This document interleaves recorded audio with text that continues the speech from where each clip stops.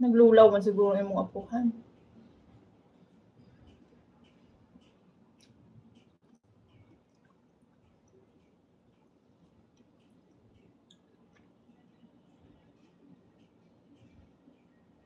Huy, ako apod.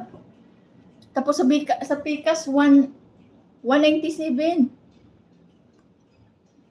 Tapos dari 231.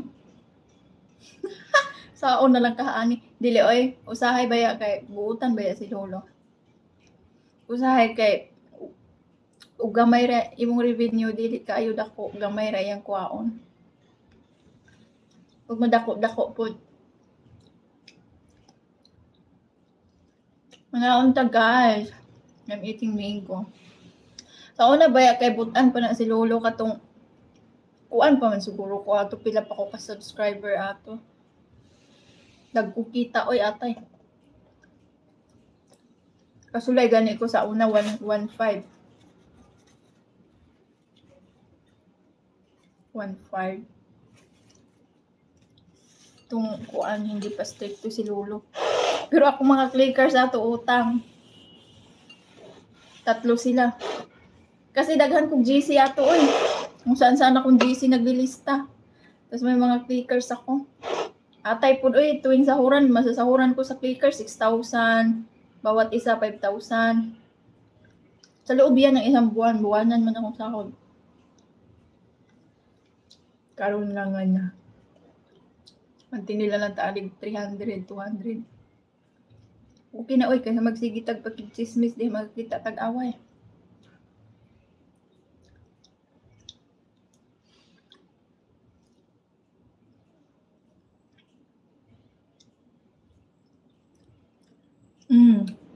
Ako di kumuasa oy, yatay. Saktan lang tayo. Okay na lang nawinig na ni 200, 100 ba oy, sabaw oy.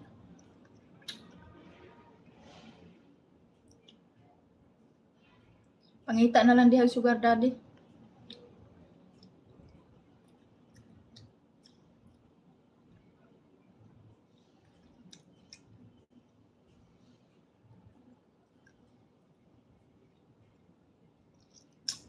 Worth it ang 50 pesos. Tamis man. 50 pesos di man makaon. Ay, busog na ang first one.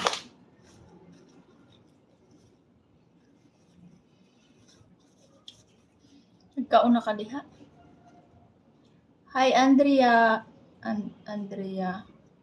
Are you a girl or a bakla or a tomboy? Good morning, doll. Mamawi kog live. Oy, bahala ko live tao. Piskat. Hindi tamad man ko atong nakaraang linggo hinuon. Busog na ko kung dyan. Live diha. Pabayaan ko rin yung live ko. Bahala ko lang tao.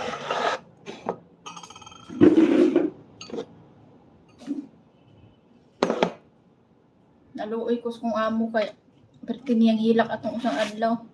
Ikaw kahad, ikaw mong hilak ka ng dako kay gasto nimo sa school.